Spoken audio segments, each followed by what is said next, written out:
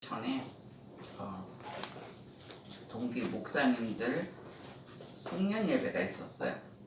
그래서 뭐 1년에 한 4번, 많아야 5번 이렇게 모이는데, 이제 전국을 다니면서 동기들 목사님 교회에서 예배도 드리고 이래요. 그런데 이번 이제 송년 예배라 어떤 식당에서 이제 예약을 하고 거기서도 예배를 드렸어요.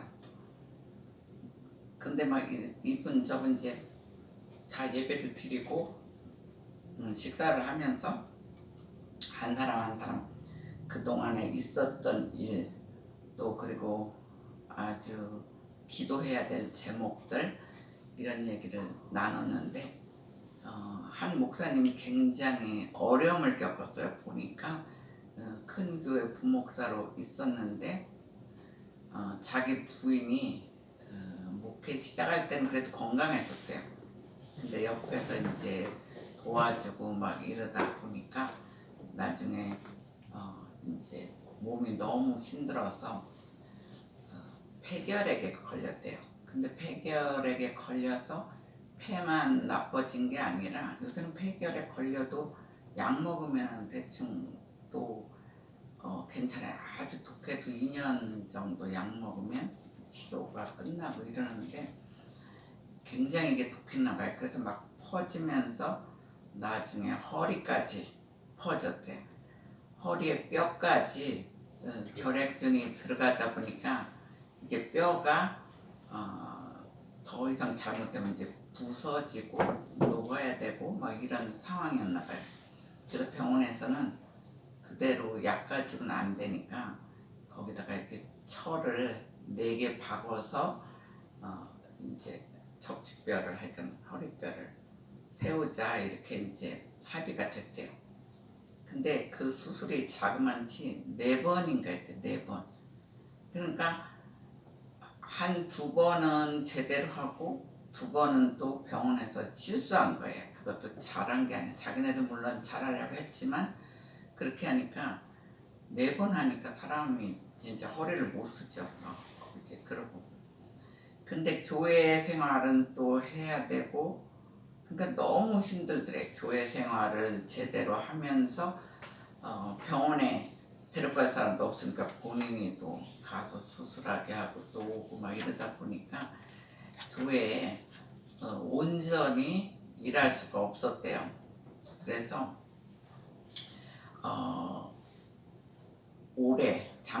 작년에 올해죠. 올해 6월에 이제 그 교회를 사임하겠다. 이제 자기가 도저히 제대로 할 수가 없고, 그리고 압박이 점점 들어오더래.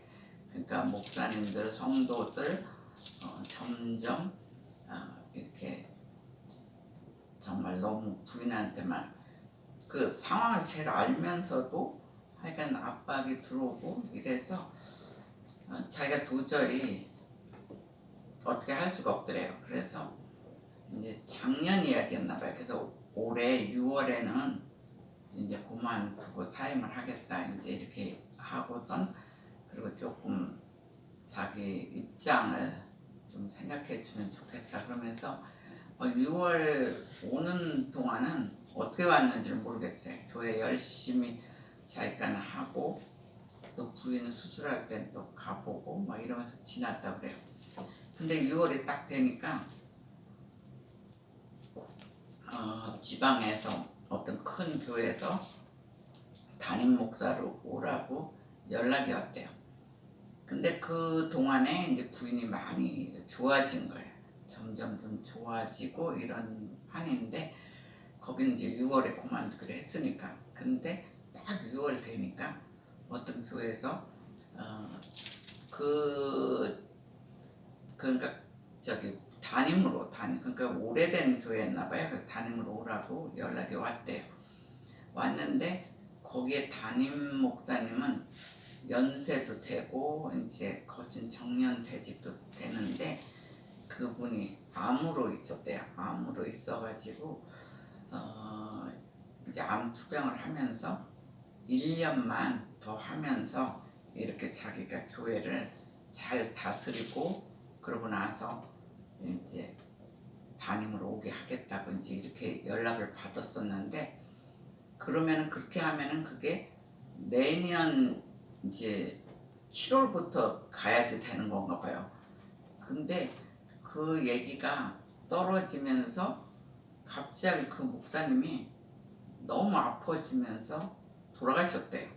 그래서 원래는 내년 7월에 가야 될 일인데 6월까지 여기서 딱 그만둔다고 기도하면서 선포를 했고 딱 7월에 가게 된 거예요. 그런데 그 목사님이 성도들한테 이제 앞으로 이런 분이 올 것이다 미리 다 얘기를 해놨대요. 해놓고 갑자기 돌아가시니까 거기서 누구를 뭐 갑자기 쓸 수도 없고, 그래서 그 목사님이 담임 목사님 얘기한 그분을 모시자 그래갖고 이제 영월 땅에 그 교회로 간 거예요. 그러니까 얼마나 하나님이 하셨다는 것을 느끼는 거예요. 왜 그러냐면 이게 딱 6월까지 그만뒀고 7월부터는 교회를 딱 해놨어요. 근데 갔더니 교회가 권사님이 뭐 엄청 많은 것도 아닌 7명인데 네 파트로 돼가지고 계속 싸운대. 그러니까 교회가 처음에 담임으로 가서 좋아서 갔는데, 그리고 부인도 또 많이 건강해지고, 그리고 거기 가니까 공기가 좋은데 확실히 부인이 회복이 빠르더래. 그래서 갔는데 막 싸우더래. 그래서 왜 그런가 했더니 옛날 목사님은 나이가 많으시니까 자기네들 힘들면 가가지고 응석을 부리고 자기네 문제도 또 웬만큼 해주고 했는데, 요번 목사님은 젊거든요. 젊은 목사님이 가니까 자기네들이 체면 지키러 가서 응석 부릴 수도 없고 자기네끼리 계속 부닥치는 거예요. 그래서 모아놓고, 아니 권사님이 교회 70명이면은 뭐 네 파트로 싸우든 5파트로 싸우든 그래도 이해가 가는데 달랑 7명이 왜 이렇게 맨날 싸우냐. 그러니까 오른쪽 사람을 얘기 들어주면 왼쪽이 뭐라 그러고, 하여간 그래서 어느 때는 다 일치되는가 보다 그러면은 꼭 한 명이 또 반대편에 쓴대요. 그러면서 갔는데 그 7월 달에 갔으니까 7, 8, 9, 10, 11, 12 그러니까 딱 반년 했죠. 근데 딴 데 가서 한 10년 한 것 같았대. 그러니까 평신도가 애매기면은 모르는데, 이게 뭐 권사님들이 하도 거기 권사님 파워가 되게 세더래. 그런 사람들이 하니까 이쪽이라자 그러면 이쪽 방해하고 막, 그래서 진짜 너무 힘들었다 그래요. 그래서 이 사람들한테 얘기를 해도 안 되니까 하나님께 굉장히 기도했대. 하나님이 이 교회는 하나님이 직접 하신다는 걸 보여달라. 그렇지 않으면 내가 여기서 사역을 할 수가 없다. 이게 뭐 사역이 아니라 계속 무슨 정치처럼 이쪽 파트 저쪽 파트. 하여간 목사님이 자기랑 같아야 된다는 거예요. 근데 내 파트니까 목사님 4명이 아니면 기가 돼. 그래갖고 그 얘기를 하는데 우리가 엄청 웃었어요. 근데 그 기도를 계속 했대요. 하나님이 보여달라고. 이들이 하나님이 하시는 걸 알게 해달라고. 그래서 이제 첫 번에 하는 게 뭐냐면, 가니까 교회는 큰데 그 식당이 없대요. 식당이 없어서 그 예배 끝나면 저 뒤쪽에서 다 모여서 거기서 음식을 먹고 하니까 그 다음 일할 때는 냄새가 나고 성전이 좀 안 좋더래.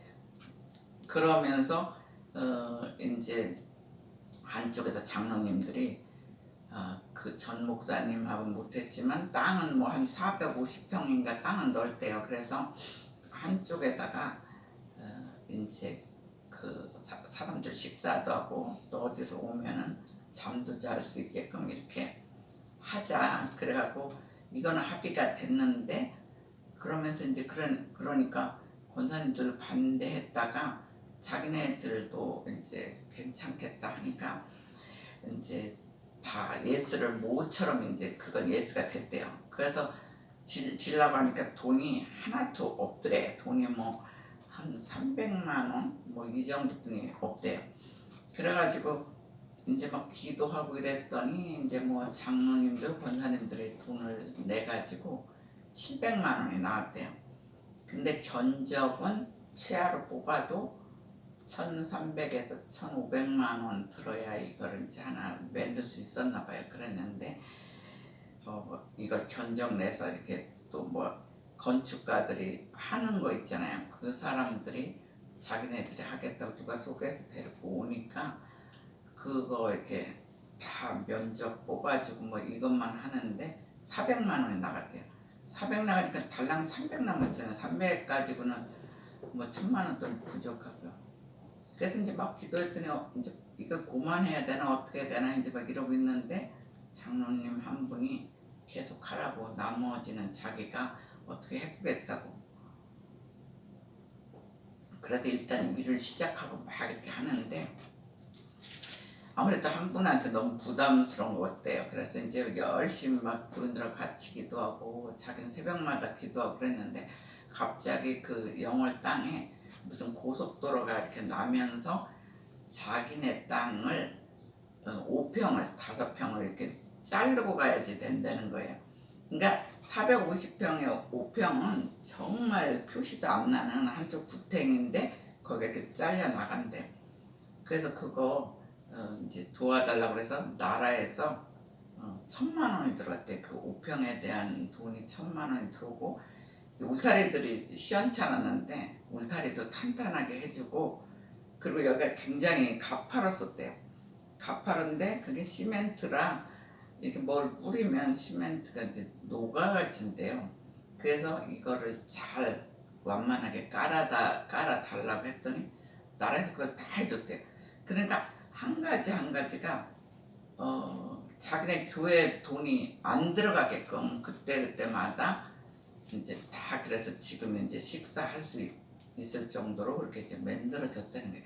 그러니까 계속 몇 달은 막 하여간 힘든 가운데 그 너무 그런 이야기들이 계속되더래. 한 가지가 얘네들이 막 싸우면은 이제 하나님께 기도하면 그 비슷한 일들이 벌어지는데 그 일이 제일 이제 표신하는 얘기라고 하면서 정말 교회는 하나님이 하셔야지 자기는 그 권사 7명 때문에 너무 힘들었다고 이제 그런 얘기를 해요. 그러면서 막 그 가정이 그 사모님 때문에 이 목사님이 굉장히 일하기가 힘들었었어요.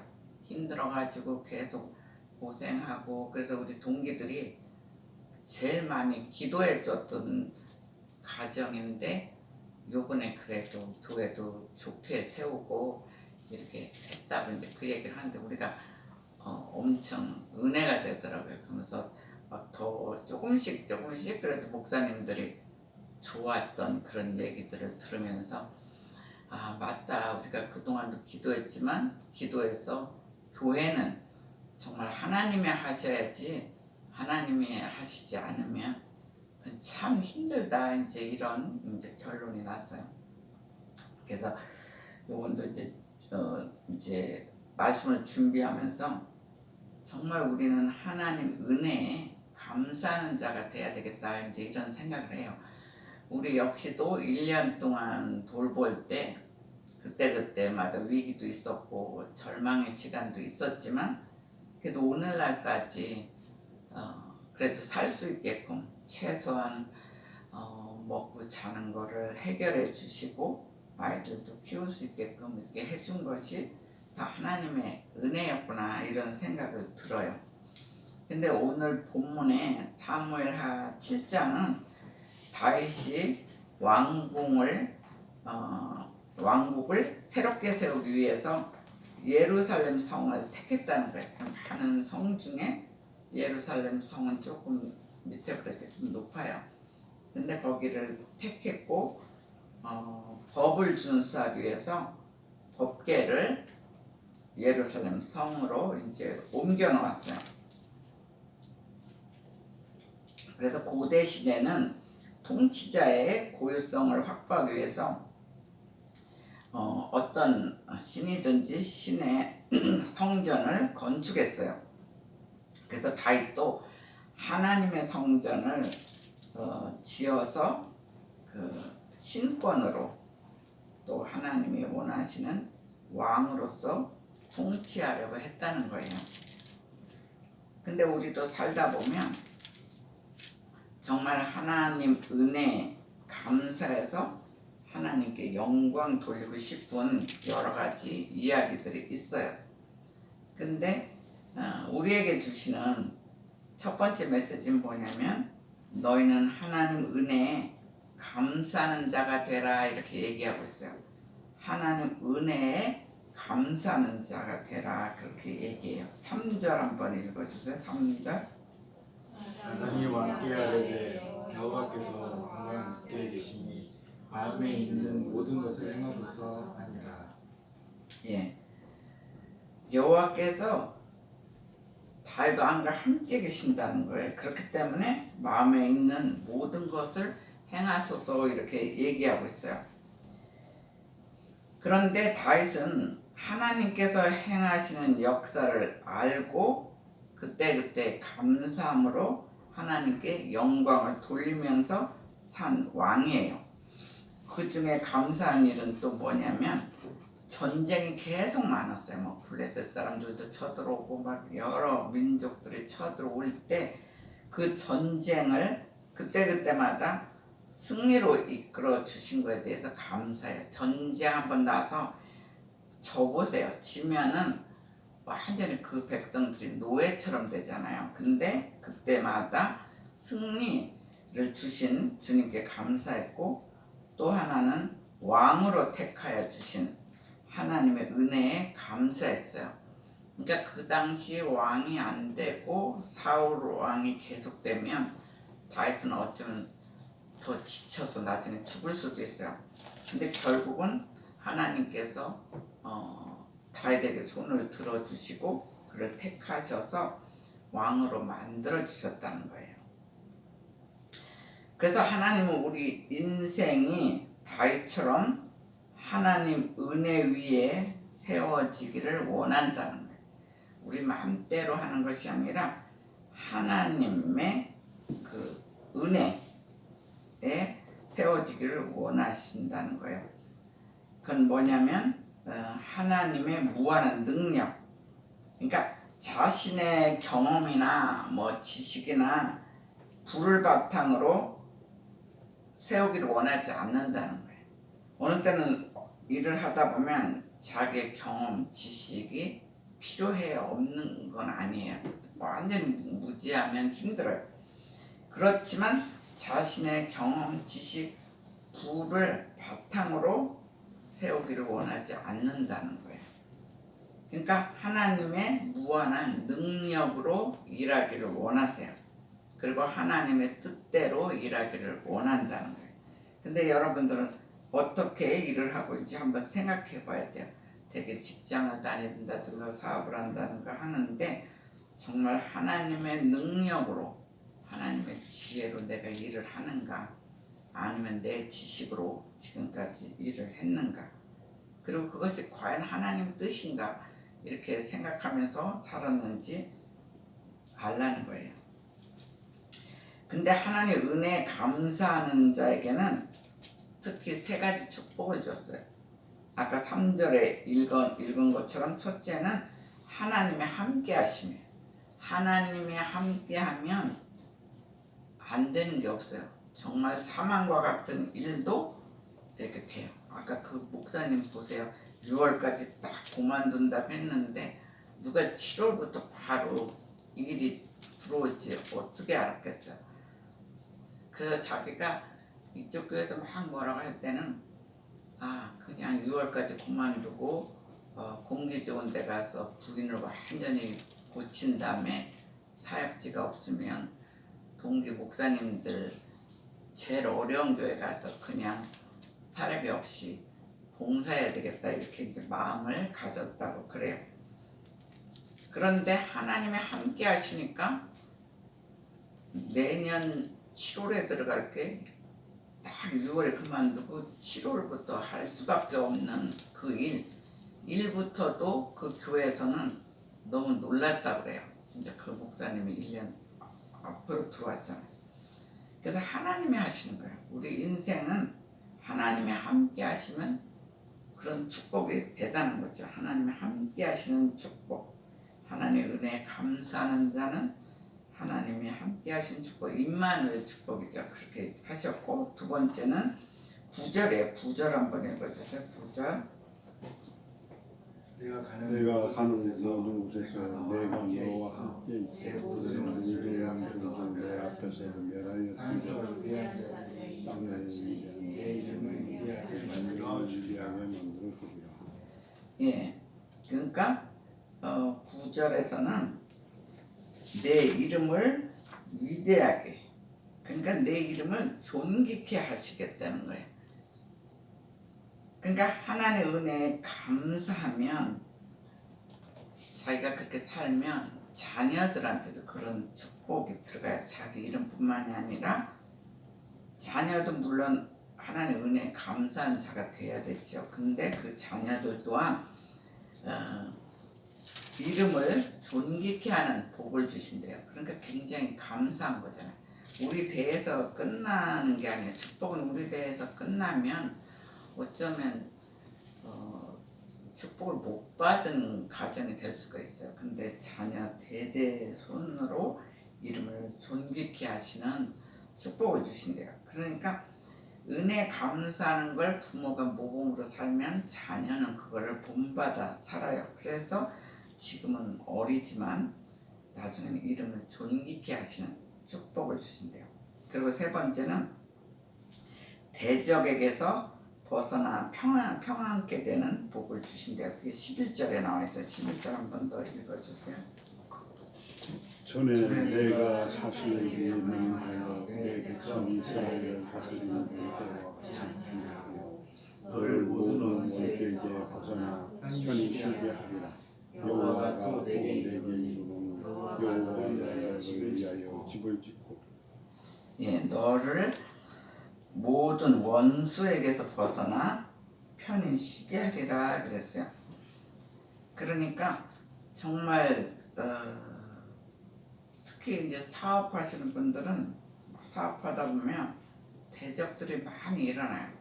자기는 똑바로 살려고 하는데 해코지하는 사람들이 많아요. 근데 대적에게서 벗어나서 평안케 되는 샬롬의 축복을 주신대요. 그러니까 얼마나 감사해요.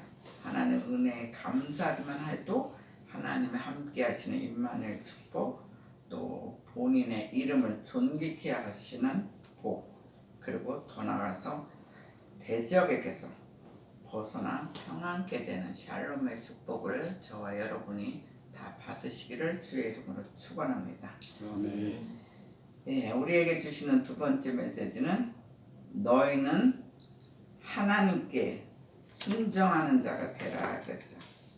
너희는 하나님께 순종하는 자가 되라. 다시 말하면 하나님 뜻대로 사는 자가 되라는 거예요. 우리 막 일하다 보면 우리 마음대로 할 때도 많아요. 막 위기가 없고 너무 힘들고 그러다 보면 우리가 좀 장꾀를 부려서 이렇게 해볼까 막 이러면서 하나님 뜻대로 안 살고 우리의 지혜로 살 때, 지식으로 살 때가 있어요. 근데 분명히 하나님은 너희는 하나님께 순종하는 자가 되라 이렇게 얘기하고 있어요. 12절 다시 읽어주세요. 12절입니다. 내 수완이셔서 내 조상들과 함께 너희에 내가 내 몸에서 날 실을 내 뒤에 세워 그의 나라를 경고하게 하리라. 네. 그래서 다윗은 원래 백향목 궁에 살았어요. 그러니까 자기는 백향목으로 만든 그 백향목이 굉장히 좋은가 봐요. 이렇게 오래 지어도 나무가 갈라지거나 뒤틀어지지 않고 또 향기도 있고 백향목이 굉장히 좋은 나무라고 그러더라고요. 근데 그렇게 만든 궁에서 본인은 살았어요. 그러나 하나님의 계시를 성전이 없으니까 굉장히 마음에 괴로워했다 그래요. 그리고 본인이 성전 짓기를 원했어요. 그러니까 그 다음 세대가 아니라 본인이 짓기를 원했다는 거예요. 그리고 다윗은 또 모든 것을 갖췄어요. 뭐 금은 보화서부터 목재까지 다 준비가 완전하게 됐어요. 그러니까 얼마나 짓고 싶겠어요. 그러나 하나님께서는 내 몸에서 날 자식 솔로몬을 통해서 나라를 견고케 하리라 그랬어요. 그러니까 솔로몬을 통해서 성전을 건축하겠다는 거예요. 근데 이건 또 목사님의 소원이기도 해요. 제가 이제 2년 되면 일단은 만 70세로 이제 그만두는 거예요. 그런데 그 전에 진짜 크든 작든 뭐 작아도 관계는 없어요. 정말 아담하고 아름다운 성전을 좀 지어주고 끝났으면 좋겠다 이제 이런 생각을 드는데 이거를 이렇게 이제 읽다 보니까 내 때는 안 되고 그 다음 때 해야 되는 거 아닌가. 이게 다음 때는 다 준비됐는데도 못 하는데 우리는 또 준비도 안 됐잖아요. 그래서 기왕이면은 진짜 다음 때는 그래도 되겠구나 이런 생각도 조금 비전도 보여요. 그런데 하나님이 하시면 또 희한한 일도 벌어지니까 하여간 하나님 믿고 제 소원은 다윗의 마음을 충분히 이해할 수가 있어요. 진짜 다윗은 다 갖췄는데 얼마나 성전을 아름답고 멋있게 짓고 싶었겠어요. 근데 하나님은 다윗을 떠나서 그 아들 솔로몬에게서 이제 성전을 짓겠다고 했어요. 그런데 하나님께 순종하는 자에게도 세 가지 축복이 있어요. 오늘 아주 복받는 날에 마지막 날을 잘 준비하고 말씀을 들으면 우리는 또 좋은 복을 받아요. 그래서 하나님께 이제 순종하는 자, 하나님 뜻대로 사는 자에게는 첫 번째는 나라를 견고케 되는 복을 주신대요. 나라가 평안하고 잘 되는 복을 주신대요. 지금 우리나라에 꼭 필요하잖아요.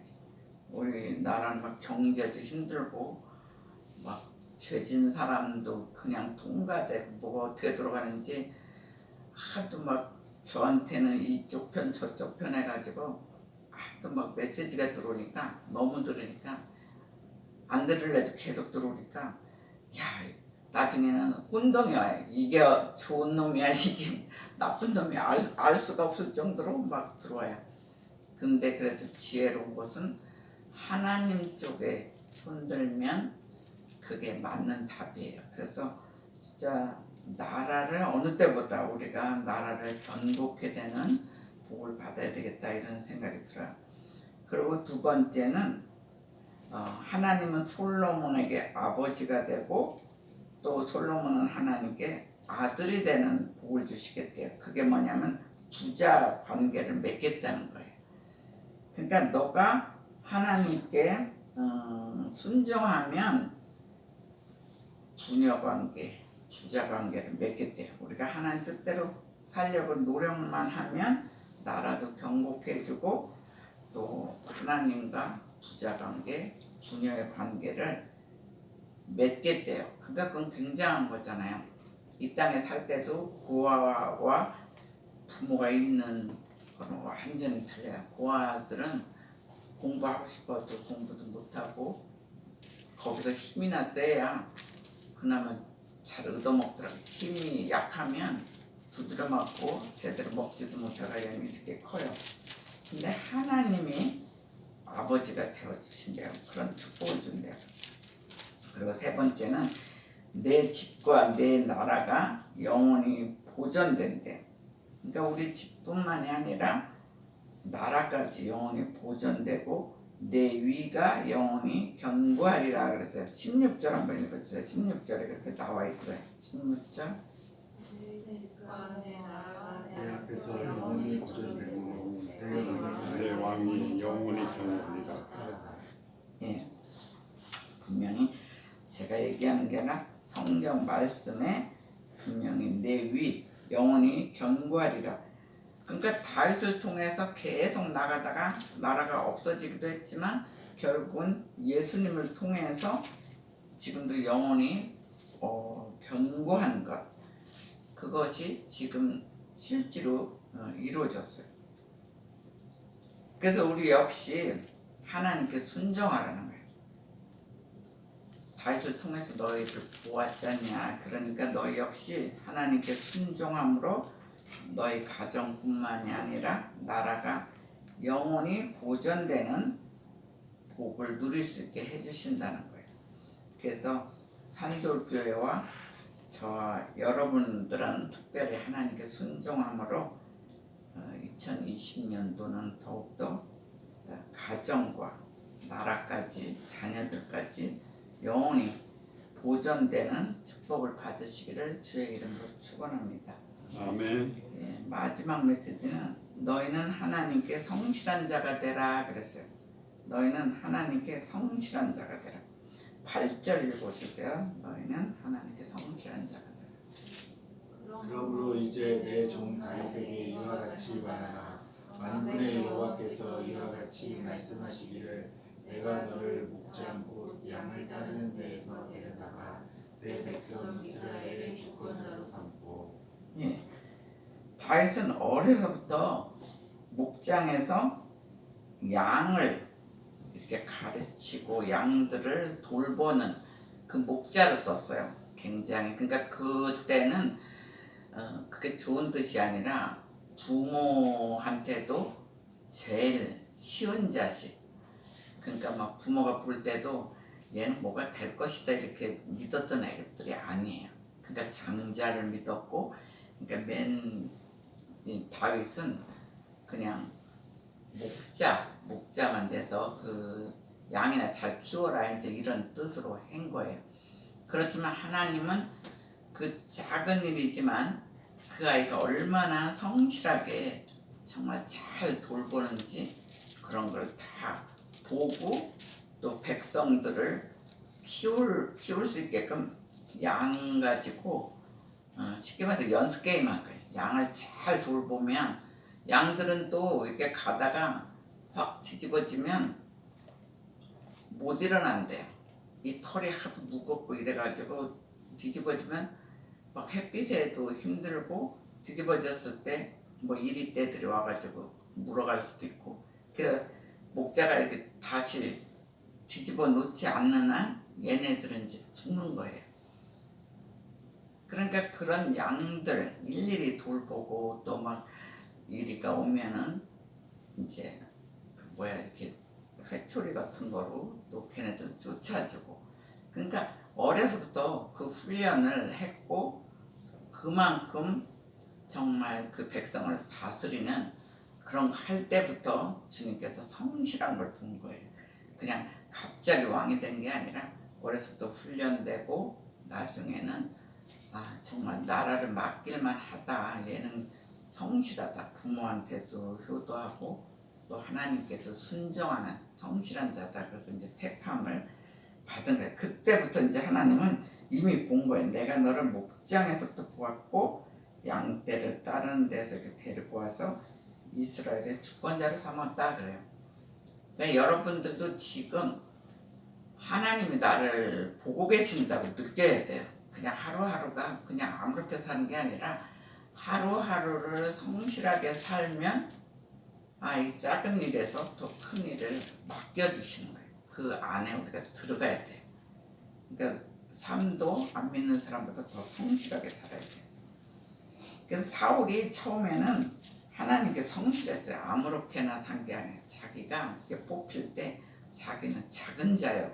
그리고 베냐민 지파가 제일 작은 지파잖아요. 그 12지파 중에. 그렇게 베냐민 지파에서도 작은 자라고 이렇게 굉장히 겸손했고 성실했어요. 그래서 하나님이 처음에 택하셨어요.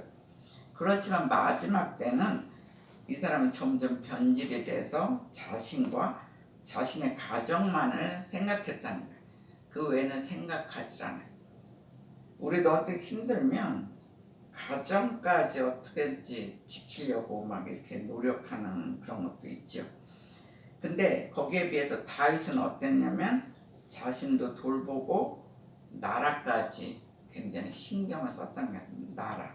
나라가 진짜 망하면 노예가 돼요. 지금 막 세계는 전쟁인데 그들이 힘드니까 자꾸 다른 나라로 떠나고 그러잖아요. 가다가 굶어 죽고 또 막 태풍 뭐 비바람에 죽고 하여간 지금 하루하루에 나라가 없어지면서 엄청나게 죽는 나라도 굉장히 많아요.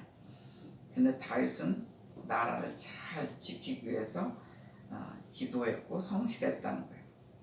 그런데 다윗의 장점은 뭐냐면 특히 하나님께 성실했다는 거예요. 하나님께. 그러니까 변질되지 않는 믿음이라는 거예요. 결국 어떤 위기에 오면 우리가 믿음이 있느냐 믿음이 빠져 있느냐 그게 굉장히 중요해요.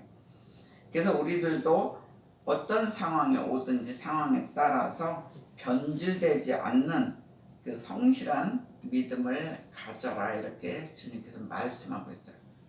산돌교회 너희들 만일에도 정말 성실한 마음을 가지고 가정뿐만이 아니라 나라를 위해서도 기도하라 이렇게 얘기하고 계세요. 미국에 가보면 사우스 다코타의 주에 러시모 산이 있어요. 제가 이거는 가끔 갔다가 예배에 잘 예화로 쓰고 있어요.